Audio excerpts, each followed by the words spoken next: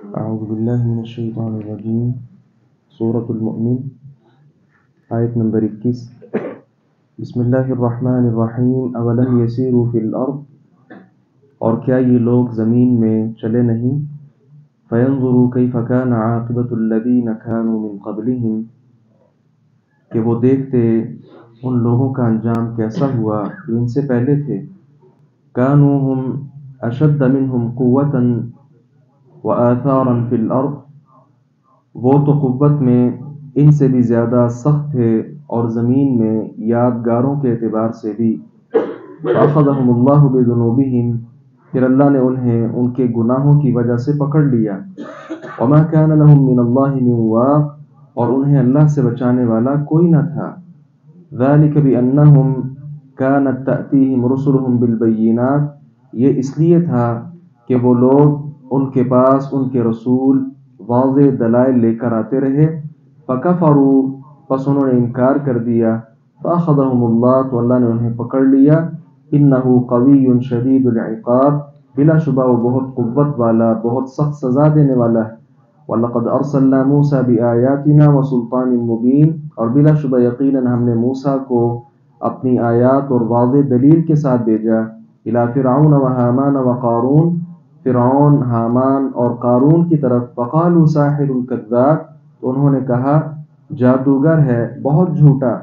فلما جاءهم بالحق من عندنا، پس جب وہ ہمارے ہاں سے حق لے کر ان کے پاس آیا۔ قالوا اقتلوا ابناء الذين آمنوا معه، تو انہوں نے کہا ان لوگوں کے بیٹوں کو جو اس کے ہمراہ ہیں ایمان لائے قتل کر دو۔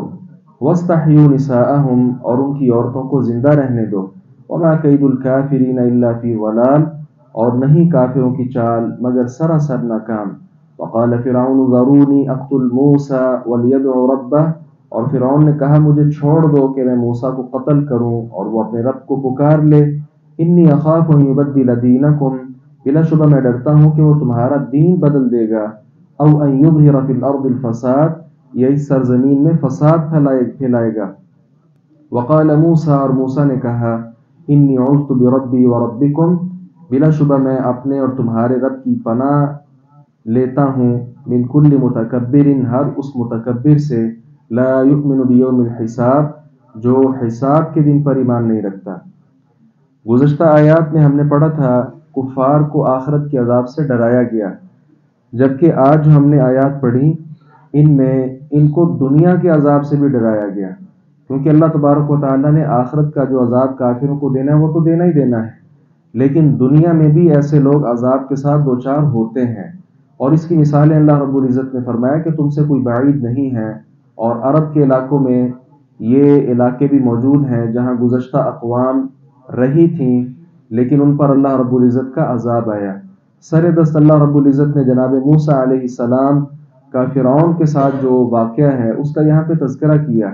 حامان اور قارون کا نام بھی ذکر کیا فرعون کے ساتھ، کیونکہ یہ اس کے قریبی تھے۔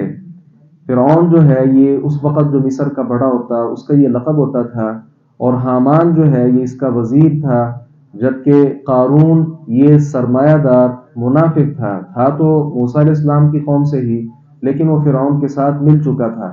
تو جناب موسیٰ اور ہارون علیہ السلام کو اللہ رب العزت نے ان سب کی طرف بھیجا، لیکن یہ چونکہ تین سردار تھے ان کے، اس لیے ان کا اللہ رب العزت نے یہاں پر نام دیا۔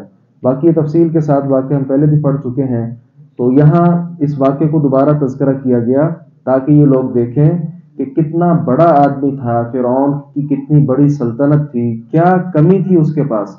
کوئی کمی نہیں تھی، ہر طرح کا سب کچھ اس کے پاس مال و دولت موجود تھا، لیکن چونکہ اس نے اللہ کے بھیجے ہوئے پیغمبر کی رسالت کو نہیں مانا، حتیٰ کہ اس کو قتل کرنے کی دھمکیاں بھی دیں، تو کیا ہوا اس کے ساتھ؟